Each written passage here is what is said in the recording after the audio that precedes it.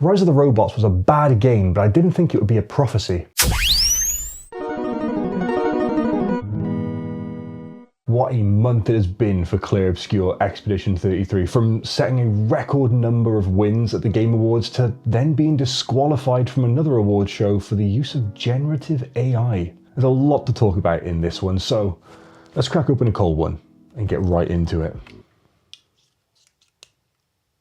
I hope she made lots of spaghetti. So the Game Awards just wrapped up and Clair Obscur Expedition 33 walked away with 9 awards, which is more than any one game has taken home before. It's even got some people questioning whether there should be a cap on how many awards a game can take. And to that I say, get good. But after the show wrapped, there was a little bit of news that came out from a couple of studios that caught a lot of fans off guard. Now, initially it wasn't Sandfall Interactive that said anything about this. It was actually Larian, the team behind Baldur's Gate 3 and the new Divinity game that we saw.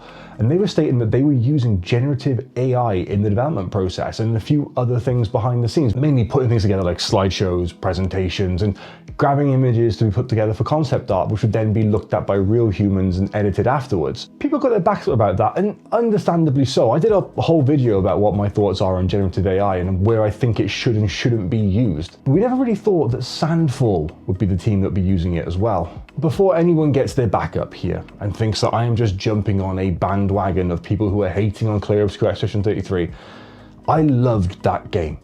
I cried, I laughed, I cried again, I got angry, I cried some more. It was a brilliant experience. And it is one that I needed. I was going through a rough spot and that game really helped me. And my feelings haven't changed. I still love that game, but I am allowed, and everyone who has played this game and has feelings like this is justified in being a little bit miffed with this, because it has come out, and apparently this was known a little bit earlier, but no one really reported on it, that there was use of generative AI during the development process of Clair Obscur Expedition 33. Now, to what extent, you may be asking, is all the characters made with generative AI? Were all the monsters put together with generative AI? Was the music? No, the music was incredible and that was handcrafted and that is art on its own. No, there was a texture on a lamppost. This texture. Yeah, it's weird to think that a texture on a lamppost has caused so much controversy, but if you think about it, it can be justified. And hear me out, okay? You need people to make games, you need people to make art for the games, and when you replace that latter part with generative AI, people get worried, people get scared that it's just gonna be robots making these games. This was just a placeholder texture that was used. It was used just so they had something that looked similar to what they were going to use in the end, and they could get lighting and everything else that you'd have to do with game design around it and make it look like they would intend it to be in the final product. The unfortunate thing is the game actually shipped with this texture in it. They missed it when they were going through the actual QA section and just left it in there, and you can kind of tell it's not a real texture because there's just no words on it. It's just symbols and scribbles that don't really fit in with the rest of the theming of the game. And this all became a big thing because Gene Park over on Twitter shared an excerpt from an article, which I'll link down below, essentially stating that the developers knew that they were using AI and they knew their limits on it, and they used it for a little bit, but not much. And that's where people got worried, was what else was actually using AI in this game? Was there anything else in the world of Lumiere which was created without the human side of it? Or was it just this lamppost? Now there's also mention that they've used assets from the Unreal Engine 5 asset store, and to be honest with that, I don't care. Personally, I do not care if you use that whilst you're testing things out. As long as you replace them with human-made things in the final game, I don't care what you use as placeholders in the real development side of it, because ultimately, I'd rather you have a thing there than the thing there to test it out, because a thing can be anything. If you get something from the asset store and it fits the purpose and it lets you experiment what you need to experiment, great, cool. Just make sure it's not there in the final game. Awesome. No problem with that, all right? I fully get that's what the asset store is there for. That's what stock photos are there for. If you've got licenses for all this stuff, you can buy it, you can use it. There's no problem with that, all right? As long as it's made by humans. And that's the main thing for me, all right? That it's made by humans. But it doesn't stop there. Unfortunately, me being able to justify all of this and just say that, hey, it was gone in the final game, they slipped up, it's cool, it's all sorted now. That's not it. Because unfortunately, there was one award show that Clair Obscur Expedition 33 wasn't going to be taking home 9 awards for. It was going to be taking home 0. Well, initially it took home, I think it was 2 awards it took home from the Indie Game Awards, but it was later disqualified. You get nothing! You lose! Good day, sir! And like I said at the top of the video, it was disqualified for its use of generative AI. The Indie Game Awards has a hard stance on the use of generative AI in video games.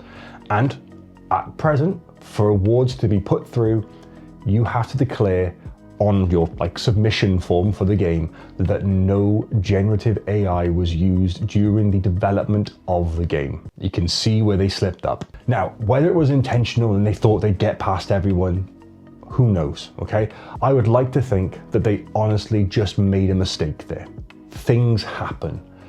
People who do these submissions may not have been involved in the entire process all the way through, and they may not have seen the tiny placeholder texture that was still used in there, okay? They may not have remembered that, they may not have been informed of that. I don't want to think that Sandfall Interactive were trying to pull the wool over anyone's eyes. Credit where credit is due, the Indie Game Awards did hold their own and said, no, in the act of fairness to other games, we have to say no. And they rescinded their awards. It's a tough pill to swallow for Sandfall, but I think it is one that they will learn from. I think it's one that they have learned from. Before we go on to what Sandfall are doing differently, I know there have been people online screaming that the Indie Game Awards did this just to try and stir the pot and just to cause a little bit of awareness for them and to gain some controversy that way. And to that I just say, what? What good comes from this for them? Yes, they get more eyes on their award show, however, it's being done because the people looking at it are now scrutinizing it because their favorite game has been denied a reward. It's not good publicity for them. It's not something that they want to be shouting about, but what it does show is that they are a fair and firm game award show, and I respect them for that. I personally hadn't really heard of the Indie Game Awards before this, but it's nice to know that indie studios have this sort of recognition out there aside from the awards that come out at the bigger game award shows, for example. What about Sandfall then? What are they doing differently and how are they addressing this? Well, they recently held a discussion, a creative corner on their Discord that was live streamed, and someone's managed to grab a few excerpts from it, and essentially they've kind of closed the loop here. Now, what it boils down to is essentially when this game was in development, which was around 2022, generative AI was in its very early stages, or it's way less advanced than it is right now. It's actually quite scary what it's like right now. They saw it as a tool. As I've always said, and as a lot of people have said, AI should be used as a tool, and they wanted to experiment with it to see what they could make. They didn't like what they found with it, and they stopped using it. Then everything else was made with human hands. And they've said going forward that they aren't going to use GenAI and they are going to continue to make things with that human touch. And you know what? I respect that. Yes, they tried it out. They realized they didn't like it. They didn't like the product that came from it and went, no, you know what? We want to put our effort back into this and work on it 100% with us. You can't deny that that is a bold move to take in an industry where it is shifting towards more and more AI use. And I know a lot of you in one of my previous videos were saying that you don't care about if there's AI being used or not, you just care about the end product. Not everyone thinks that way. Some of us want to know that it was made by a person. Some of us want to know that it's got that human touch. It's got those imperfections, but those human imperfections, not like 6 fingers on a human being or people missing legs or limbs when they're holding on to each other. That's just weird. That's what AI can never seem to handle, is that. But it was good to know that Sandfall could put their hands up and go, yeah, we did it, we slipped up, we tried it, we're not going to do it again. Mistakes happen. And that's why I wanted to wait a little bit before reporting on this, because I could have really easily jumped on the early bandwagon of being like, oh, this is terrible. And to be honest, my initial reaction, if you saw me over on Twitter, was that I feel a little bit disappointed now, and I feel a little bit gutted that this has happened. But now that more has come out about it, I get it. All right, I get it. People tried new tools, they didn't like it, they forgot to get rid of a texture. Yeah, it begs the question what else was left in there, but if you want to speculate and look at the negative side of everything, you're not going to be a very happy person. And that's coming from someone who's not a very happy person.